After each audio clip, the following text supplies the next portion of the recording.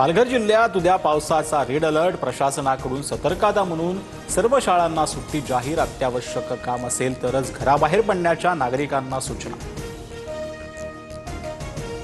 नदीच्या पाणी पातळीत वाढ झालेली असताना गोदा काठावर आरती. गंगापूर धरणातून पाण्याचा विसर्ग वाढवल्यामुळे पाणी पातळीत मोठी वाढ. नाशिकच्या रामकुंड परिसरात पूरस्थिती. पुढील 7 दिवस महाराष्ट्रात अतिमुसळधार पावसाचा इशारा. कोकण आणि मध्य महाराष्ट्राच्या घाटमाथ्यावर जोरदार पावसाचा अंदाज. विदर्भ आणि मराठवाड्यात अतिमुसळधार पावसाची शक्यता. हिंदी भाषेवरून ठाकरे बंधूंनी घेतलेल्या भूमिकेनंतर भाजपा अमराठीच्या बाजूने. भाजपाकडून मुंबईसाठी मोर्चेबांधणी सुरू झाल्याची चर्चा.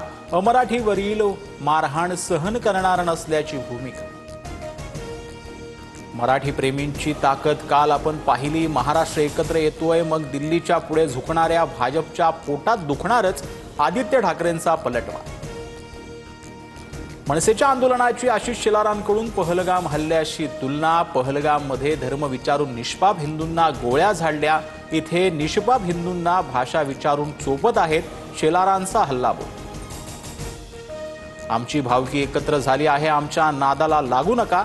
मनसे नेते अविनाश जाधवांचा भाजपवर निशाणा. तर ज्या पाकिस्ताननं आपल्या नागरिकांना मारलं त्यांच्याशी फक्त युद्धाचं नाटक केलं, जाधवांची टीका.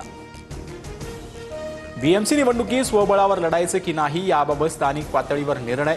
काँग्रेसचे प्रदेशाध्यक्ष हर्षवर्धन सकपाळांकडून भूमिका स्पष्ट. उद्याच्या बैठकीत अंतिम निर्णय होणार.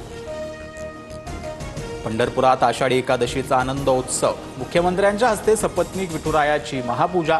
लाखो भाविक विठ्ठल रुक्मिणीच्या चरणी नतमस्तक.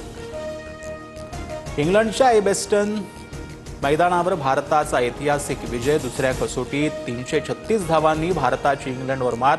कर्णधार गिल, आकाशदीप आणि मोहम्मद सिराजच्या कामगिरीमुळे मालिकेत 1-1 बरोबरी. एलॉन मस्क यांच्याकडून नवीन राजकीय पक्षाची स्थापना. ट्रम्प यांच्याशी असलेल्या मतभेदाच्या पार्श्वभूमीवर मस्क यांच्याकडून अमेरिका पार्टी सुरू. 2028ची अध्यक्षपदाची निवडणूक लढण्याची शक्यता.